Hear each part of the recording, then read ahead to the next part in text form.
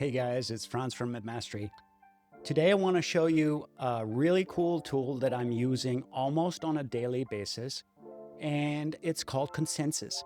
And what Consensus does is it helps you answer clinical questions. If you don't have time to do lengthy research on PubMed and read the relevant literature, or if you don't have time to search for the latest meta-analysis on a topic, or if there is no meta-analysis on a certain clinical question, Consensus comes to the rescue.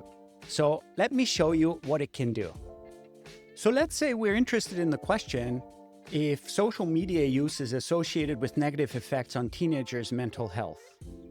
You can do a quick fast search with a summary of 10 papers.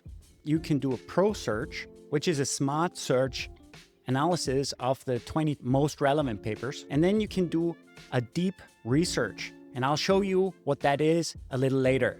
Let's start with the pro search, hit enter, and you see the results pop up really quickly.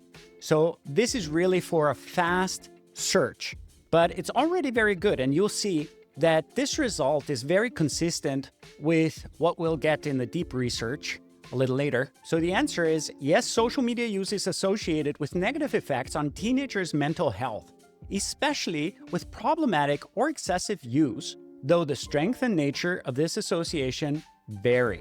Then you have the consensus meter that clearly shows you where the evidence is leaning. You have the studies that say yes, you have the studies that are mixed, and then there are no studies here in this pro search that say no. So the evidence is pretty clear leaning towards one side.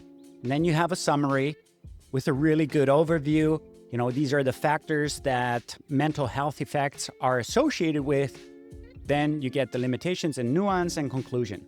So that's already really good. You can ask follow-up questions. Like, for example, up here we see that negative effects are especially associated with problematic or excessive use. So let's ask, what counts as excessive use in these papers? Right, and then you get the answer. Several studies define excessive use quantitatively, more than 5 hours per day or more than 20 hours per week. But what's really cool is you have this table down here where you get the studies and then you get the answer for each of these studies. So for example, down here you see more than 5 hours per day. So going back up here, this already gives me a really good overview. Now, the really cool thing is that you can actually get a literature review, which is almost like a customized meta-analysis for your search. So let's try that out. Now it will start the search. You can even watch it think here. It conducts an initial survey of the research based on my query. It basically defines the methodology of the meta-analysis now, and it will execute all of these steps down here. Already it has identified 148 studies, and that's the number screened. These are the eligible papers.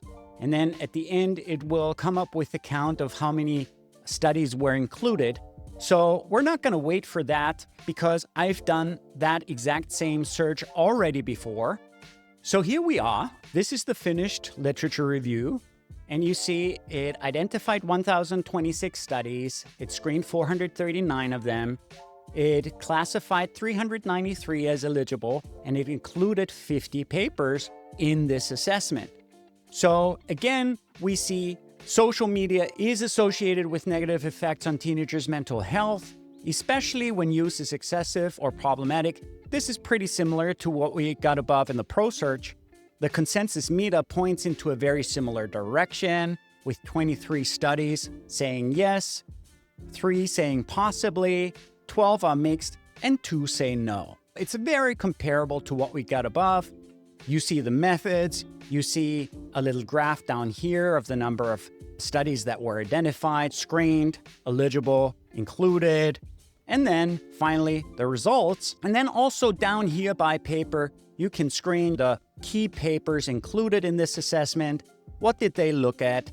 What was the methodology, the sample size, and the key results? You can also see the top contributors to this topic.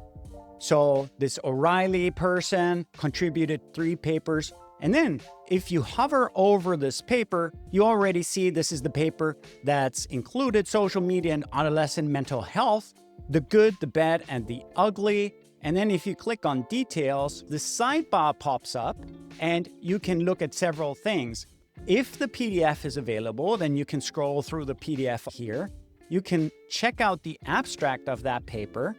And you can also get a study snapshot, which I find particularly interesting because you can see at a glance what the study was about, what were the study participants, the methodology, and so forth.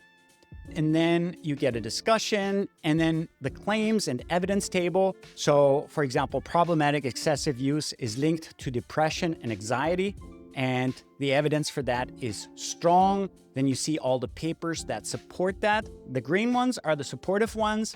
The orange ones are the studies that were mixed regarding that claim.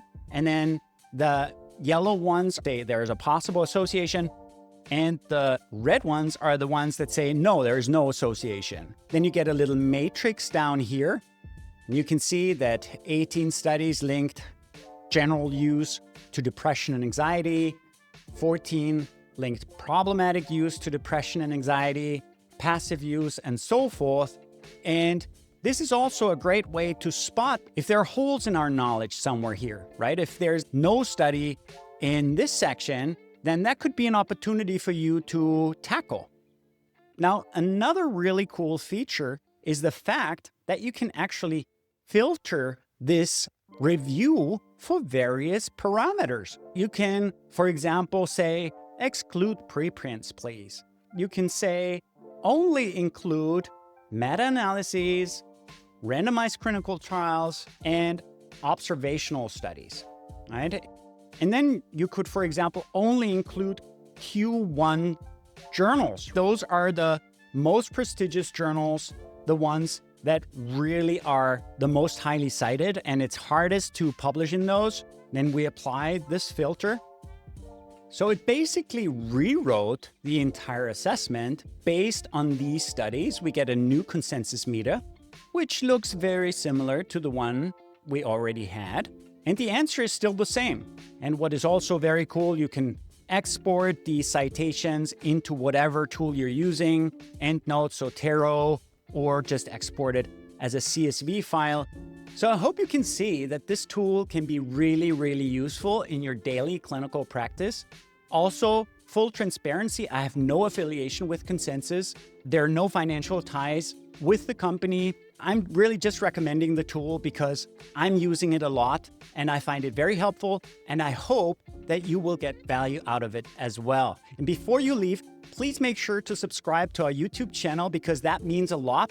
I hope to see you again soon, and check out our courses. Register for a free trial account at Medmastery and learn the most important clinical skills. Stay tuned and be healthy. See you next time.